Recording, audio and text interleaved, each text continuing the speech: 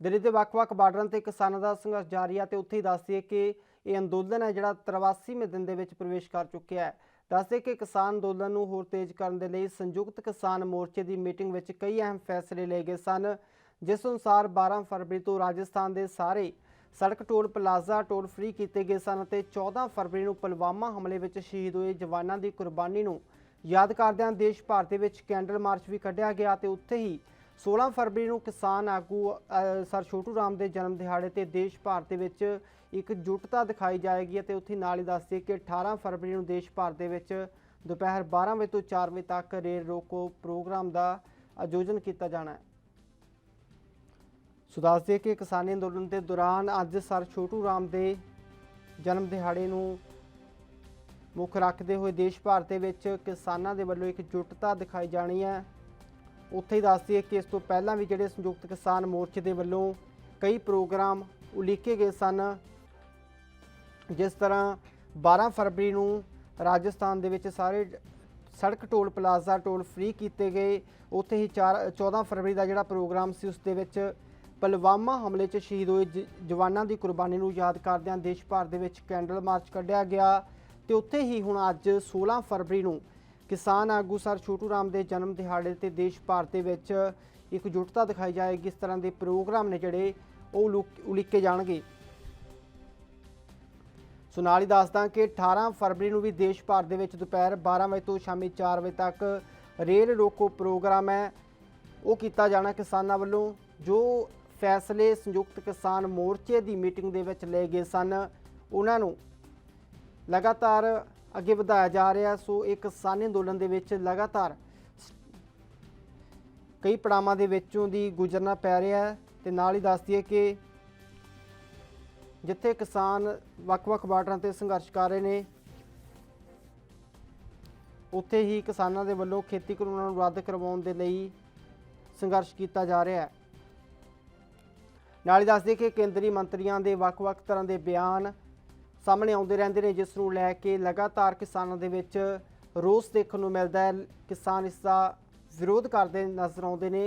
तो उत्थे ही जोड़े प्रोग्राम संयुक्त किसान मोर्चे की मीटिंग के विच उलीके गए सन वो लगातार अपने पड़ा दर पड़ा चलते नज़र आते हैं। उस तहत अज सर छोटू राम की बरसी मौके एकजुटता दिखाई जाएगी। सो वधेरे जानकारी पटियाला तो साडे पत्रकार विनाश कंबोज फोन लाइन ते ने। विनाश, जिस तरह अज सर छोटू राम जी के जन्मदिन को मुख रखते हुए प्रोग्राम लीकन की गल की गई है, तो किस तरह का माहौल पटियाले दे विच है ते किसान आगुआं दे वल्लों किस तरह दी तैयारियां ने इस नूं लैके? जी गल करिए जिवें छोटू राम की बरसी नूं जिद्दां कि लेके प्रोग्राम उलीके गए सी छोटू राम दे ते ਉਹਦੇ चलते हुए किसान यूनियन ਵੱਲੋਂ ਜਿਹੜੇ किसानों के पिंड ਦੇ ਵਿੱਚ ਜਾ ਕੇ ਜਿਹੜਾ जागरूक करके किसानों ਨੂੰ ਨਾਲ ਲੈ ਕੇ ਜਿਹੜਾ किते ना किते रोजाना ही जी रणनीति है वह तैयार की जाती है। प्रदर्शनों को लेकर गल करिए इस तो पहला भी जो कैंडल मार्च भी कटे गए श्रद्धांजलि के रूप से अज के प्रोग्राम को लेके भी जोड़ा है पिंड च जाके जो प्रचार करके लोगों को जो जागरूक करते नज़र आ रहे हैं किसान। अविनाश, देखा जाए जिस तरह के लगातार डीजल पेट्रोल दी कीमतां वधदियां नज़र आ रही ने तो किसानी अंदोलन से जां किसानां ते भी इसका प्रभाव किते ना किते पैंदा नज़र आ रहा है। किते ना किते साफ तौर पर जिवें पेट्रोल ते डीजल की कीमत है रोजाना वधदी नज़र आ रही ने उहदे चलते जिथे कि गल करिए आम लोगों के जोड़े जीवन से असर पैंदा है, क्योंकि हरेक चीज़ जी घरेलू वस्ती खाण पीण की हैगी है भी दाम जोड़े दुगने तिगने हो जाते हैं। तो किते ना किते दूजे पासे जो किसानी अंदोलन चल रहा जिसके चलते हुए किसान ਵੱਡੀ गिनती च रोजाना जो काफला दिल्ली वाल कूच करता है तो वो जेब से भी जो सीधा है असर पैदा नज़र आ रहे हैं। किते ना किते साफ तौर पर जोड़े किसान है और रोजाना ही संघर्ष वाल वड्डी गिनती के जोड़े काफले के रूप में गड्डियां लेके या बसा लेके जो दिल्ली वाल कूच करते हैं। किते ना किते पेट्रोल ते डीजल के दाम बदलने किते ना किते इसका असर किसानों के उपर भी पैदा नज़र आ रहा है। धन्यवाद अविनाश तुहाडा तमाम जानकारी देने के लिए। सो दस दिए कि किसान लगातार हकी मंगों को लैके संघर्ष करते नज़र आ रहे हैं। उत्थे ही ਵੱਖ-ਵੱਖ तरह ਦੀਆਂ रणनीतियां बनाई जा रही हैं। उत्थे ही रामपाल जाट साडे नाल किसान आगू जुड़ चुके हैं। सब तो पहले NB न्यूज़ से तुहाडा स्वागत है जी सर। जिस तरह आज सर छोटू राम के बरसी मौके जो प्रोग्राम बनाने की बात की गई थी कि किसान आगुओं की तरफ से, उसे कैसे देखते हैं? सर छोटू राम का नाम देश के किसानों के लिए प्रेरणादायी है उन्होंने जो काम कानून बनाकर किसानों की ऋण मुक्ति का किया, किसानों को उनकी उपजों के दाम दिलाने के किया, ये हम सबके लिए अनुकरणीय है। और एक मैं बात और कहना चाहूँ उनके संबंध में, उस अंग्रेजों के राज में जब वाइस राय ने यह आदेश कर दिया सभी किसान गेहूं हमें देंगे और वो भी 6 रुपए मण में, सर छोटू राम अकेले ऐसे कृषि मंत्री थे हिंदुस्तान में जिन्होंने उसका विरोध किया। और विरोध ही नहीं किया, उन्होंने किसानों को कह दिया हम गेहूं तो दे देंगे अंग्रेजों को, लेकिन देंगे 10 रुपए मण। यदि इससे कम वो लेना चाहिए तो हम खेतों में आग लगा देंगे, गेहूं में खाने के लिए रख लेंगे, बाकी हम उनको 1 पैसा भी कम में नहीं देंगे। अंग्रेजों को झुकना पड़ा और गेहूं 10 रुपए के बजाय 11 रुपए मण में खरीदने को अंग्रेजों को बाध्य होना पड़ा। तो उपज के दाम दिलाने के लिए जो सर छोटू राम ने देश के किसानों पर उपकार किया, उसके लिए हम सदाई ऋणी रहेंगे सर छोटू राम के।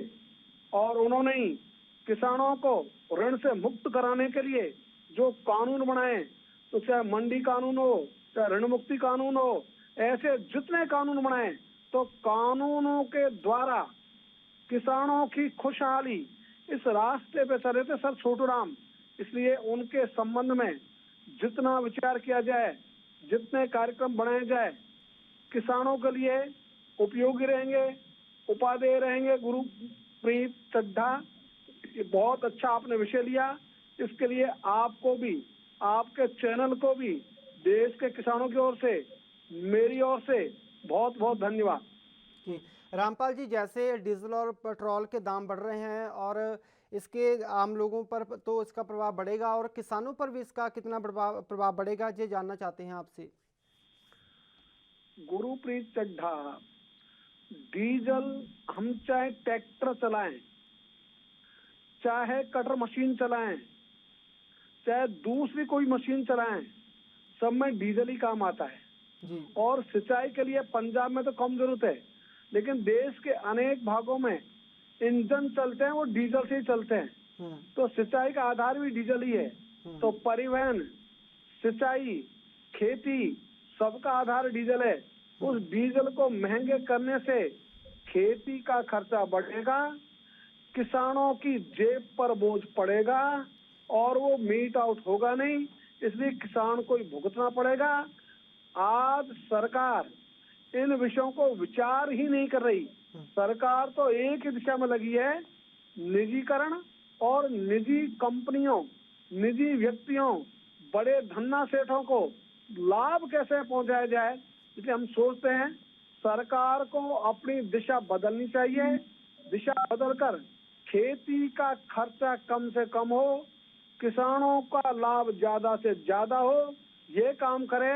और हमने तो दूसरी बात भी कही है, यदि सरकार ये नहीं कर सके तो C2 संपूर्ण लागत का 1.5 गुना यदि सरकार देना शुरू कर दे तो डीजल का खर्चा हो, बिजली का खर्चा हो, सब हमारे खर्चों में जुड़ जाएगा और जो संपूर्ण लागत आएगी उसका हमें 1.5 गुना मिल जाएगा।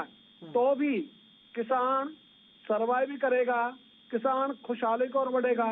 और एक बात और कहना चाहूंगा, जब ऐसी स्थिति होगी तो देश के माथे पर जो किसानों की आत्महत्याओं का कलंक लगा हुआ है वह धुलेगा। और जिस दिन MSP किसानों को मिल जाएगा उस दिन किसान ऋण मांगेगा नहीं, ऋण देने वाला बन जाएगा। जिस दिन किसान ऋण देने वाला बनेगा उस दिन हमारा देश दुनिया में हो जाएगा नंबर 1। रामपाल जी, मेरा आखिरी सवाल है आपसे, जिस तरह किसान आंदोलन कर रहे हैं और केंद्र सरकार कब तक बात मानेगी किसानों की, क्या उम्मीद लगती है? गुरुप्रीत चड्ढा, किसानों का आंदोलन यह अद्वितीय है, ऐतिहासिक है। हमें आवश्यकता है इस आंदोलन को शांति, अहिंसा और सत्य के मार्ग पर चलाने की। इसलिए ये ज्यादा दायित्व हो जाता है जो नेतृत्व करता है उनका। इसलिए नेतृत्वकर्ता भी अपनी ओर से सत्य का ही सहारा ले तो सरकार की संवेदना जगेगी सरकार को झकझोरा जा सकेगा। सरकार की आत्मा को जगना पड़ेगा और यही रास्ता है लोकतंत्र में सरकार को सही लाइन पर लाने का। तो सरकार को सही लाइन पर लाने के लिए, सही रास्ते पर लाने के लिए पहले खुद हम सत्य का सहारा लें, हम शांति से चलें, अहिंसा के रास्ते पर चलें और छोटी लोकप्रियता से बचें। और ये जो पंजाब का मॉडल शुरू हुआ था आंदोलन में, आपके 32 जत्थेबंदियां एक जगह आई, एक जगह आकर कहा किसानी नेतृत्व करेंगे, कोई राजनेता नहीं होगा। ये जो मॉडल पंजाब ने खड़ा किया, जिसके आधार पर पंजाब के साथ सब लोग लगे, इस मॉडल में कहीं न कहीं कमी आती जा रही है।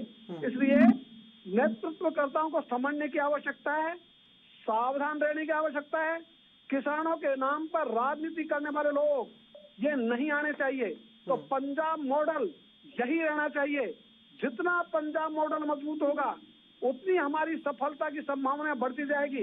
इसलिए कोई अपना झंडा लाल रखे, हरा रखे, उसको पीछे रखे, अपने राजनीतिक दलों के झंडे पीछे रखें, ये अभी आगे हो गए। इसलिए जो लोग उन्होंने कभी किसानों की लड़ाई लड़ी नहीं, चिट्टी अंगुली पे कभी उनका घाव आया नहीं, वो लोग किसानों के नेता बने और वो भी पंजाब के होते हुए। ये गलत दिशा है, इसलिए दिशा हमको भी सही रखनी पड़ेगी।